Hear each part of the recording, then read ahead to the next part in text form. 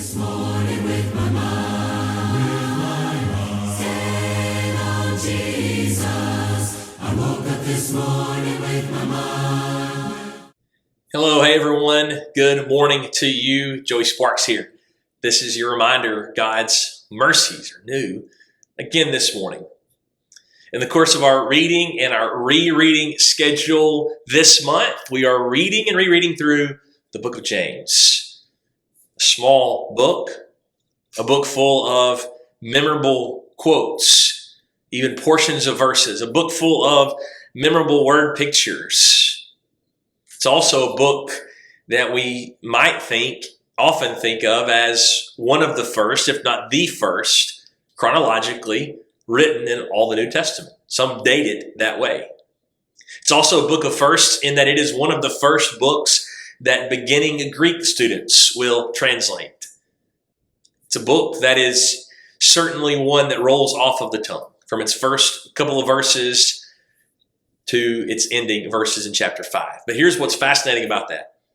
Despite its familiarity, despite its relative ease of understanding at least what it's talking about, it remains one of the most challenging books in all the New Testament. But that's kind of how wisdom works, isn't it? Proverbs, we could often say the same. Proverbs is a book that is highly appealing even to those who do not believe in God or do not believe in Christ. There are memorable proverbs that people will quote that come from the Bible that they don't even know they come from the Bible, but yet they are there because they are truth and they come from the source of truth, God Himself. Well, James is full of wisdom. And it's full of wisdom that's not always common sense. See, if wisdom was common sense, we wouldn't need to be told about wisdom. If wisdom was common sense, we would all be a lot better off, wouldn't we? We had Tommy South with us back at the beginning of the year, the month of February, for our gospel meeting. One of the books that he has written is on the book of James, and it's called Uncommon Sense. You see the wisdom behind that title that Brother South gave his book? It's Uncommon Sense. From the very first advice, the very first imperative, chapter 1 and verse 2, count it all joy, my brothers, when you meet trials of various kinds. From that point forward, many of these imperatives go against what our flesh would say is common sense. And yet it's reflective of what it means to live by faith. To live by faith in God. Live by faith that denies self and takes up our own cross to follow Christ. Listen to the back paragraph on Brother Tommy's book.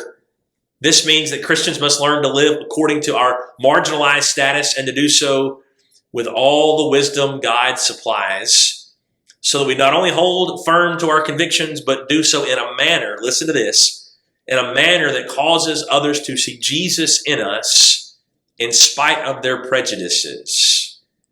That's what it means to be dispossessed. And it is why James' message is so vital for our times.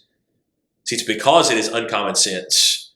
It's because it is uncommon, and yet because it bears the peaceful fruit of righteousness, as James would say in chapter 3, that we must bear it. We must live it out because it will resonate with a world who needs it so desperately. May God bless you today and this week as you reread through this positive, powerful letter.